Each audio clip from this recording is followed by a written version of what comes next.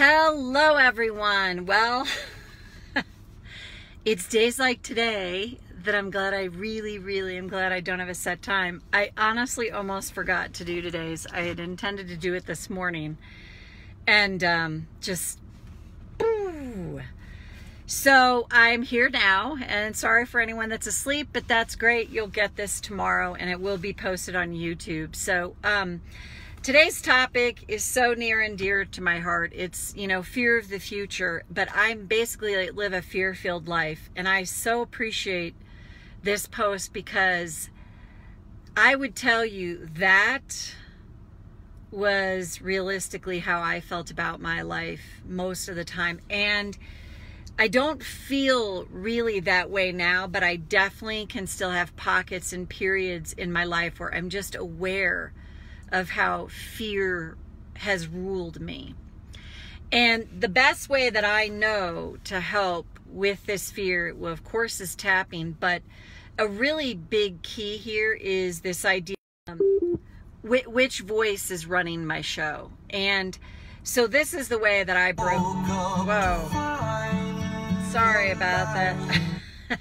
Wow, somebody just called in. So it's like, hang on, kind of crazy. So sorry about that. Let's start a do-over. So the way I know to do this is this whole idea of who's running my show. Like which voice is in charge. This has been monumental in helping me. And years ago, I really was able to alter a behavior I had when I came to this realization, and a therapist said to me, "Oh, Marty, your kid's running your show." So I would say it this way. I have a terrified child inside of me. And I would say that's true for so many of us. And I could go into all the reasons that's there. It's just there. All the reasons that there is fear has ruled me. And how we learn to self-regulate is in childhood and infancy, even more so. So in infancy, what happens is we cry, we need food, we don't have words, so we cry. That's how we communicate. And the caregiver comes in, mom, dad, whoever, and they feed us and they attend to us. And then our issue is quelled. We're soothed. And then the more repetitively that happens for us, the more we learn through infancy and through getting our needs met that way to self-regulate. And what does that mean? That means if something's bothering me, I have the ability within myself, without circling the drain with my thoughts or going off the rail, to rein myself in, to quell the fears, to go, oh, it's just fear. What happens when we don't get that is fear takes over. Fear literally gets embedded in our nervous system. It gets embedded in our biology. Our cells are literally programmed for more fear. And then the more fear we experience, if we don't interrupt it, if we don't do something to try and change it, what happens is we just become fear-filled. So I so relate to this because it's been, and knowing so many things from my infancy, even when I was in vitro in the womb, and what was going on with my sister who had a brain tumor, and then at my birth and the surgery my sister went through, I know my family, my mother in particular, who was carrying me, was filled with fear, and so was my father. So a lot of that got embedded in my nervous system. And then during my birth, my sister had just been through the brain surgery, and then my parents were left with adapting to this entirely new normal, to have this child virtually change in front of their eyes. So whatever you know about your infancy can be helpful, and you don't have to remember it. I have tapped many times on stuff that's happened in my infancy, which is intimacy. And so let's just tap. So karate chop. Even though, who am I kidding? I live a life filled with fear. I choose to acknowledge I feel this way now. Even though I live a life that is riddled in fear. I choose to honor this part of me now. Even though I have an inner child in me who got fear embedded in their nervous system so early in life, before I had words. I choose to honor these feelings now. And go to the eyebrow. I'm filled with fear. I live a life filled with fear. Terror, fear, anxiety seem to be my constant companions.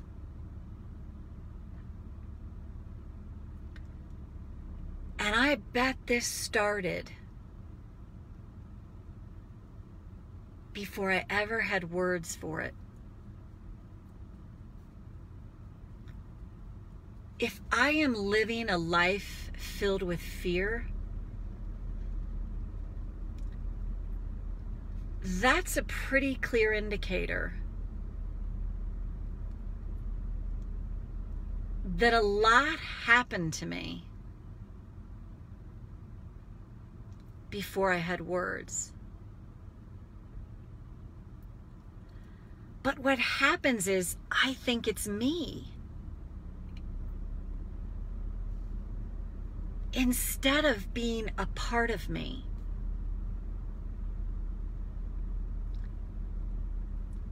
Instead of being that wounded child.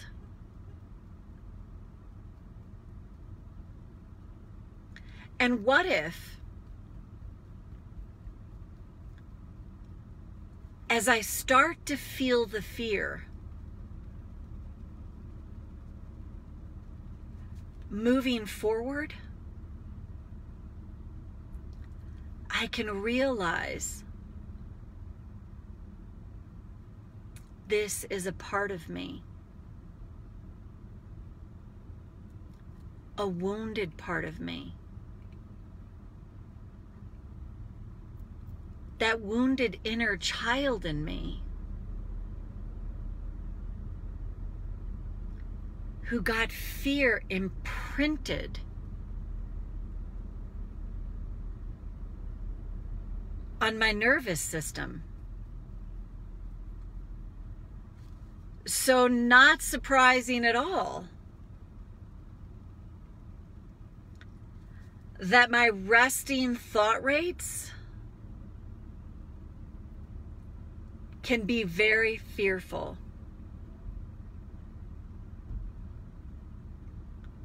And when I catch myself in the act of feeling this intense fear, I don't have to stop it. I can't. But I can interrupt it. And as I learn to interrupt the fear more and more, I start to notice I don't feel so afraid. And maybe I start to notice these incremental changes. These little wins that are evidence that my physiology is changing.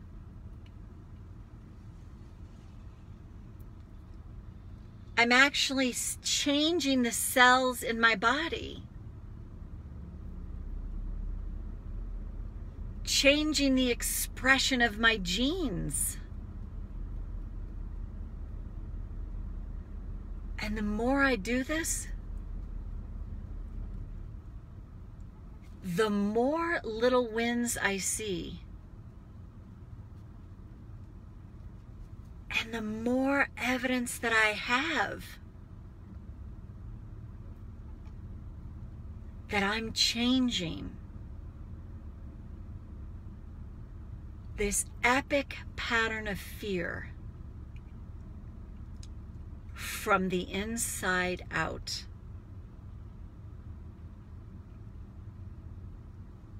I can interrupt my thoughts.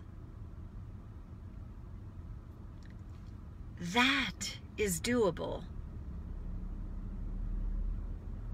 And I like the idea a lot that the more I do it, the more progress I see. So take a breath. So if you found that helpful, go back and tap on it as many times as you need to. And I say this so often, but you can't say it enough. It was such a relief to me when I realized I can't stop my thoughts. I can't stop this pattern of fear, but I can interrupt it when I catch it, and not like, I'm going to sit around all day.